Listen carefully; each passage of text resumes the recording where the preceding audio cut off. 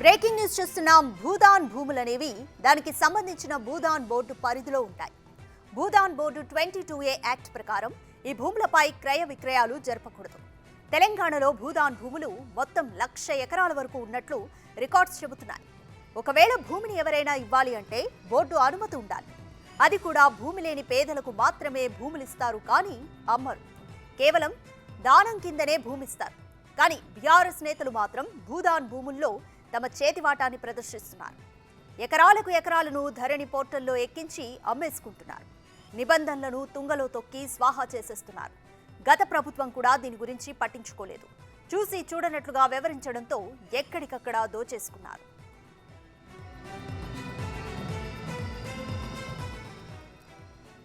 అయితే రంగారెడ్డి జిల్లా గండిపేట మండలం వట్టినాగులపల్లి గ్రామంలో భూదాన్ భూములు క్రయ విక్రయాలు జరిగి కోట్లలో డబ్బులు చేతులు మారాయి. దీని వెనుక గత ప్రభుత్వానికి సంబంధించిన నేతలున్నారనే ఆరోపణలు వినిపిస్తున్నాయి. మాజీ ఎంపీ బోయినపల్లి వినోద్ తమ్ముడు బోయినపల్లి శ్రీనివాసరావు పేరు మీద 5 నుంచి 6 ఎకరాలు, ఎమ్మెల్సీ నరోత్తం రెడ్డి పేరుపై 2 ఎకరాలు ఉన్నాయి. వట్టినాగులపల్లిలో 189 సర్వే నెంబర్లోని భూదాన్ భూములను వీరిద్దరూ వారి పేరు మీదుగా కొట్టేసి ధరణి పోర్టల్లో చూపించి వేరే వారికి అమ్మేశారు.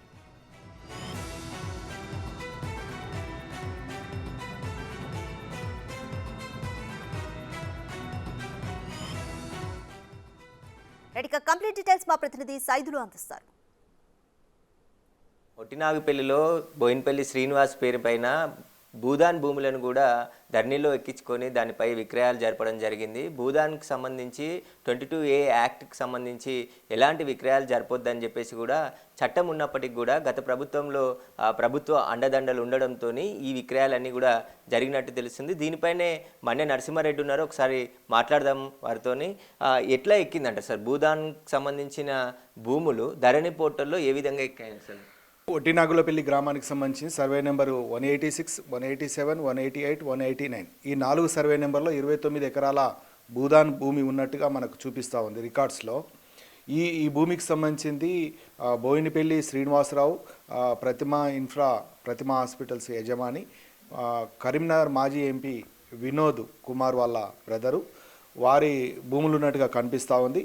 మరొకరు ఎమ్మెల్సీ నరోత్తం రెడ్డి, మరొకరు పల్లా రాజేశ్వర్ రెడ్డి, జనగామ ఎమ్మెల్యే ప్రస్తుతం.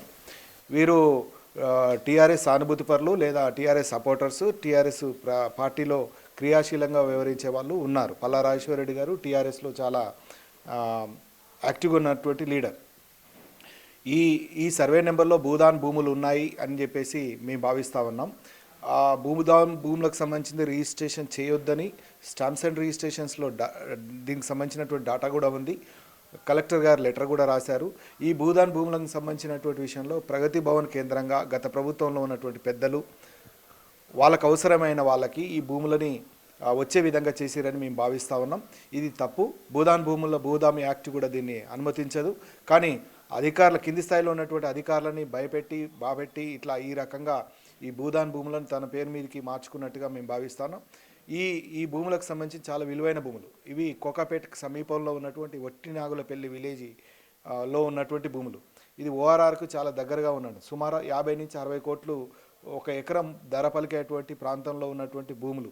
ఇలాంటి భూములని గత ప్రభుత్వంలో వాళ్ళకు అనుకూలమైనటువంటి వ్యక్తులకి, వాళ్ళకు సంబంధించిన వ్యక్తులకి ఈ రకంగా తీసుకొని ఆ రకంగా లబ్ధి పొందినట్టుగా మేము భావిస్తూ ఉన్నాం.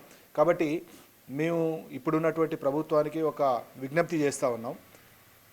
సర్వే నెంబరు 186, 187, 188, 189 ఈ 4 సర్వే నెంబర్లో జరిగినటువంటి లావాదేవీల మీద నిశితంగా పరిశీలించడం కోసం ఒక ఆదేశాలు ఇవ్వాల్సిందిగా ప్రభుత్వాన్ని మేము విజ్ఞప్తి చేస్తూ ఉన్నాం. ఎందుకంటే మనకు హైదరాబాద్ వెస్ట్ ప్రాంతంలో కోకపేటకు సమీపంలో ఉన్నటువంటి వట్టినాగులపల్లి గ్రామంలో జరుగుతున్నటువంటి ఈ తతంగం అంతా కూడా 100 కోట్లు చేతులు మారేదానికి అవకాశం ఉన్నటువంటి ప్రాంతం.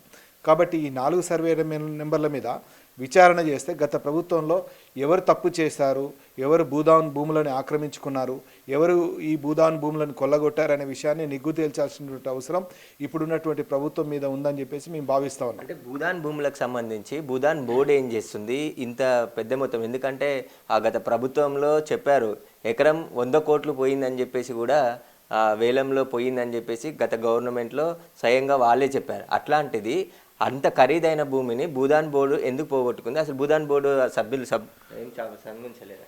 ఇప్పుడు 2007వ సంవత్సరంలో రాజశేఖర రెడ్డి గారి ప్రభుత్వం, కాంగ్రెస్ ప్రభుత్వం రిజిస్ట్రేషన్ యాక్ట్ 1905కి ఒక సవరణ చేసి ఇట్లాంటి భూదాన్ భూములను, ఎండోమెంట్ భూములను, వక్స్ బోర్డులని, వక్స్కి సంబంధించిన భూములని కాపాడుకోవడం కోసం ప్రభుత్వం నిశ్చితంగా పరిశీలించి కొన్ని జాబితాలు స్టాంప్స్ అండ్ రిజిస్ట్రేషన్కి పంపించడం జరిగింది. ఎక్కడెక్కడ భూదాన్ భూములు ఉన్నాయో వాటిని రిజిస్ట్రేషన్ చేయొద్దు అని.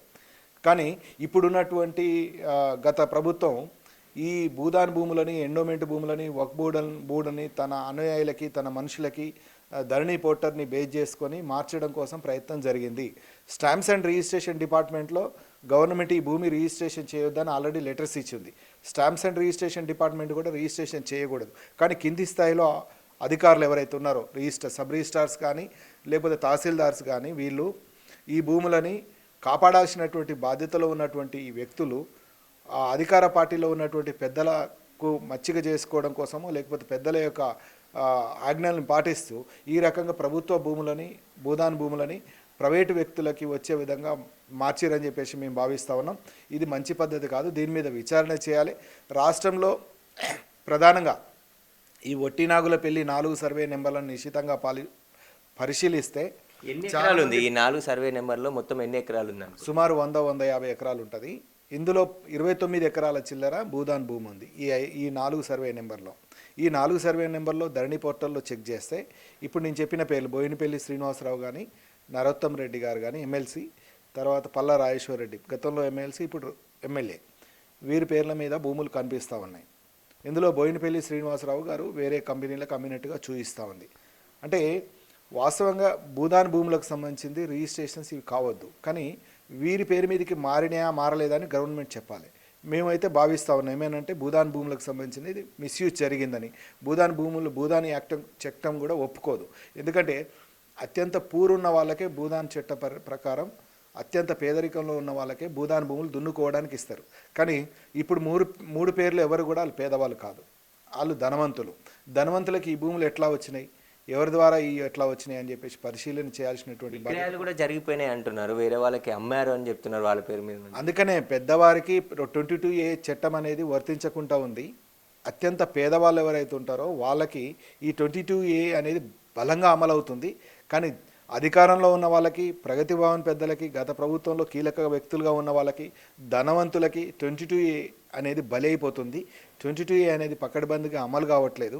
అది అమలు చేయాలని చెప్పేసి కోరుతాం. రాష్ట్ర వ్యాప్తంగా ఇదే పరిస్థితి ఉంది. ఎక్కడైతే ధనవంతులు బాగా పెద్ద పెద్ద కంపెనీ ఓనర్సు లేదా అధికార పార్టీకి సంబంధించిన ఎమ్మెల్యేలు, ఎంపీలు, మినిస్టర్స్ ఇట్లాంటి వాళ్ళంతా కూడా చాలామంది ఈ భూదాన్ భూములను కానీ ఇట్లాంటి భూములన్నిటిని కూడా కంకేరం చేసే పనిలో ఉన్నారు. కాబట్టి ఈ ప్రభుత్వం ఆ జరిగిన తప్పుని సరిదిద్దడం కోసం కావాల్సినటువంటి ప్రయత్నం చేయాలని చెప్పేసి నేను విజ్ఞప్తి చేస్తాను. ఈ కాంగ్రెస్ ప్రభుత్వం వచ్చిన తర్వాత ధరణిని తొలగించి భూమాత పోర్టల్ తెస్తాం. ఎందుకంటే గతంలోనే రేవంత్ రెడ్డి కూడా చెప్పడం జరిగింది, ఈ ధరణి పోర్టల్ అనేది కేసీఆర్ పోర్టల్, కేసీఆర్ కోసమే తయారు చేసిన ధరణి పోర్టల్. అనేక ప్రభుత్వ భూములు కూడా, అసైన్ ల్యాండ్స్ కూడా ధరణిలో ఎక్కించి వాటికి సంబంధించి అమ్ముకోవడం కూడా జరిగిందని ఆరోపించారు. ఇప్పుడు ఒక నివేదిక కూడా తయారు చేసినట్టు తెలుస్తుంది, దానికి ఒక కమిటీని ఏర్పాటు చేశారు. అది ఎలా ఉండబోతుంది అనుకుంటున్నారు? నాకు తెలిసినంత వరకు ఇప్పుడు ధరణి పోర్టల్ని ప్రభుత్వం రద్దు చేయదని అనుకుంటున్నాను నేను. ఎందుకోసం అంటే 68 లక్షల మంది రైతులకు సంబంధించిన డేటా కొంతవరకు కరెక్టే ఉంది. మిగతా 18 లక్షల ఎకరాలకు సంబంధించిన భూమికి ఇప్పటిదానికి పట్టాదారు పాస్ పుస్తకాలు రాలేదు. ప్రభుత్వం వారి మీద దృష్టి పెట్టడం బెటర్. ఎందుకంటే 18 లక్షల ఎకరాల భూమికి సంబంధించిన యజమానులు సుమారు 8 నుంచి 10 లక్షల మంది రైతులు పట్టాదారు పాస్ పుస్తకాలు రాక ఇబ్బంది పడుతున్నారు. ధరణి పోర్టల్లో సాంకేతిక లోపాలతోటి, తప్పులతోటి, పోర్టల్లో ఉన్న లోపాలతోటి 18 లక్షల ఎకరాల భూమికి పట్టాదారు పాస్ పుస్తకం రాలేదు. ప్రభుత్వం వాళ్ళకి పట్టాదారు పాస్ పుస్తకం ఇవ్వడానికి దృష్టి పెట్టడం మంచిది. తర్వాత 2,50,000 అప్లికేషన్స్ పెండింగ్ ఉన్నాయి. ఈ 2,50,000 అప్లికేషన్స్ని పెండింగ్ ఉన్న వాటిని వెంటనే అధికారులకు చెప్పి వాటిని క్లియర్ చేయాలి. గత 5 నెలల నుంచి ధరణి పోర్టల్లో రిజిస్ట్రేషన్స్, మోటేషన్స్ తప్ప ఏం జరగట్లేదు. అంటే దరఖాస్తులు ఏవి కూడా పరిష్కారం కావట్లేదు. కాబట్టి కమిటీ దృష్టికి నేను కూడా తీసుకొచ్చేది ఏంటంటే ఈ అంశాల మీద దృష్టి పెడితే ముందుగా కొంతమందికి బెనిఫిట్ జరిగేదానికి అవకాశం ఉంది. ఆ తర్వాత భూమాత పోర్టల్ వస్తుందా లేకపోతే ఆ పోర్టల్ రద్దు చేస్తారా అనేది తర్వాత విషయం. కానీ ముందైతే ఉన్నటువంటి సమస్యల్ని గ్రీవెన్సెస్ని ఇమ్మీడియట్గా పరిష్కారం చేయాలని ప్రభుత్వాన్ని నేను సూచిస్తున్నా. అయితే భూదానికి సంబంధించిన భూములను కొల్లగొట్టేందుకు ప్రయత్నించారు.